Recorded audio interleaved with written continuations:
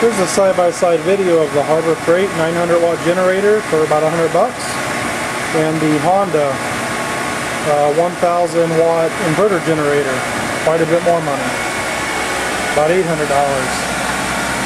Got them both running. I'm going to go ahead and shut off the Harbor Freight generator so you can hear just how quiet the Honda is.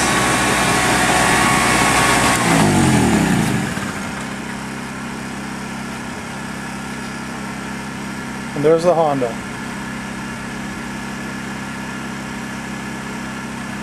Very quiet. Both good generators, both work good. Of course the Honda's going to put out cleaner power because it's an inverter generator. It's very, very quiet. It's about 9 times as much money. I got a good deal on it though. Picked it up for $350 used. Only had 3 tanks of fuel run through it, so it's basically brand new. But that's a comparison.